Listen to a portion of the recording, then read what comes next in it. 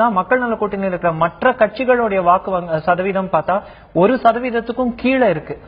புதுதாக ஆரம்பிக்கப்பட்ட நாம் தமிழர் கட்சியை விட கம்மியான வாக்கு சதவீதத்தை மதிமுக, கம்யூனிஸ்ட் போன்ற எல்லா கட்சிகளும் பெறும்போது அது ஒரு பெரிய அட்வான்டேஜா இல்லாம அந்த மக்கள் நல கூட்டணிக்கே வாக்கு சரிவு ஏற்பட்டிருக்கிறத நம்ம பாக்குறோம். நீங்க பொதுவா அரசியல் ரீதியான கருத்துக்களை நீங்க சொல்றது இல்ல, நீங்க எது அனலிட்டிக்கலா நீங்க கண்கூடா பாக்குறீங்களா அது மட்டும் சொல்ல. பட் எனக்கு வியப்பு ஏற்படுத்துற விஷயம், நாம் தமிழர் புதிதாக களம் கண்ட ஒரு கட்சி.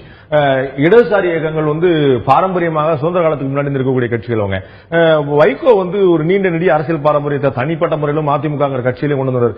அவங்களெல்லாம் நாம் தமிழர் இயக்கம் மதிமுக விட, விடுதலை சிறுத்தைகளை விட, இந்திய கம்யூனிஸ்ட் கட்சியை விட, மார்க்சிஸ்ட் கம்யூனிஸ்ட் கட்சியை விட ஒரு கட்சியால கூடுதலான வாக்கு பெற முடியும். அது எப்படி சாத்தியமாகும்? திரு வைகோ அவர்களுடைய மதிமுகவோ இல்ல அது போன்ற பல கட்சிகளையோ தான் மாற்றா மக்கள் வாக்காளர்கள் இத்தனை நாளா பாத்துட்டு இருந்தாங்க.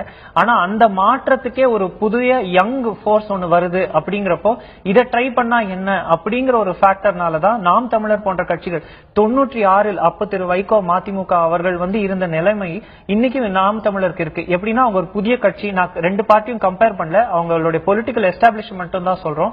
அப்படி பார்க்கும்போது நாம் தமிழர் புதுவா உருவெடுத்திருக்கக்கூடிய கட்சி 234 தொகுதியும் வேட்பாளர் நிறுத்துறாங்க.